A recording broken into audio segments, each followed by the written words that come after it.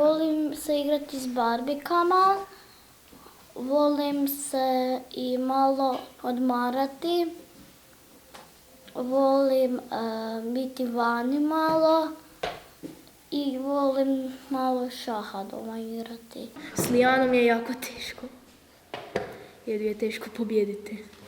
Jako puno radi, puno vježba i trudi se. Sudjeluje na brojnim turnirima, osvaja medalje, pehare. Znao sam i da je višestruka prvakinja Hrvatske.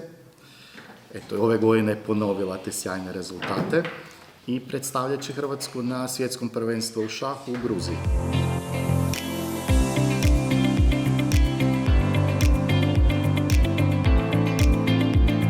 Sve je počelo ispod bakinog tepiha. Znači, baka je imala tu gumenu ploču, biti šahovsku ne, i uvijek ju je ravnala pod tepihom. Prvo dok sam bila kod bake, onda sam našla ispod tepiha jednu ploču i pitala sam kaj je to i onda mi je baka sve objasnila i onda smo počela malo igrati. Rekla je i mužu, veli, mala ti kuži šah, mogli bi ju upisati u neki klub. Onda sam doma s tatom vježbala, ali sam već i u vrtiću imala šaha. Čim sam naučila jer mi je bilo jako zanimljivo i onda smo doma trenirali s jednom malom pločom i onda sam se upisala. Brzo su prepoznali talent njezin, jer ona je praktički došla već kao gotov igrač. Vrlo brzo je krenula na prvo državno prvenstvo i evo, i odmah je došao prvi pehar.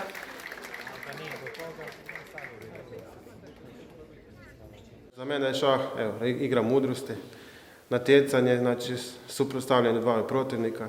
Ali često je to borba karaktera. Tko je uporniji, tko se ne predaje, tko ustraje. Volim šah zato jer razvija mozak. Ovo je kraljica i može se kretati svim poljima. Topovi se kreću ovako, možeju i tak i iza. Lovci se kreću po crnomu i bijelomu polju. Šah je izrazito stara igra, vjerojatno stara već oko 1500 godina. Iako se nekad igrala poprilično drukčije, nastala je u Indiji, u početku su igrala 4 igrača, pravila su bila drukčije, figure su bile drukčije. Iz Indije šahovska igra je prenesena u Perziju. U Perziji je svrha igre postalo matiranje šaha i sama figura pod nazivom šah je tamo razvijena, nastala, dodana igri.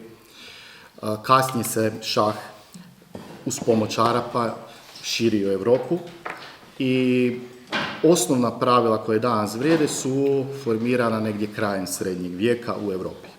Za šah su zasluženi broj 1 tata, koji sam igra isto šah, da nauči, da može nju bolje naučiti. Prvo se smirim, samo si poravnam figure da ne bi slučajno tak, pa si poravnam i samo igram pametno, razmišljam da lakše pobijedim. Jer dok razmišljaš dobiš plan i onda jako lako pobjediš. Dobila je samopouzdanje, sigurnost, dobila je puno iskustva, logičkog razmišljanja. Na turnire vodamo skoro svaki vikend, tako da slobodnoga vremena. Evo jučer cijeli dan, od 9 ujutro do 7 na večer ih nije bilo. Cijeli dan, ja. Cijeli dan.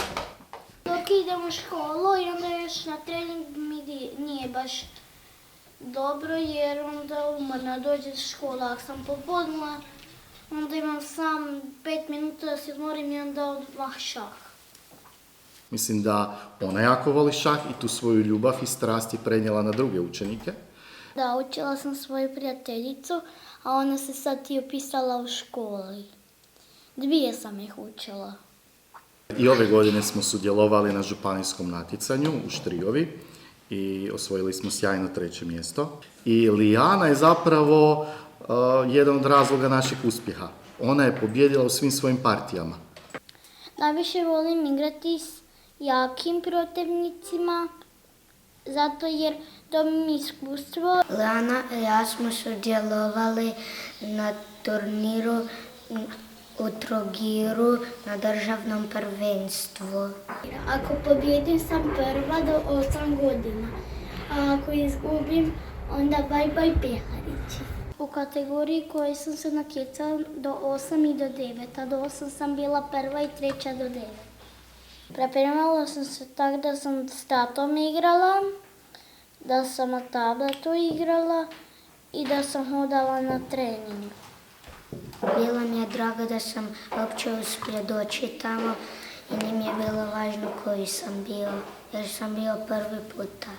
Učimo je da je skromna, da ne podcjenjuje nikad igrača, da uvijek igra najbolje kaj može, nek dobro razmisli, da nek ne žuri, osim ako nije brzi šah. Ovo postignuće s Trogira nismo uopće niti svjesni toga.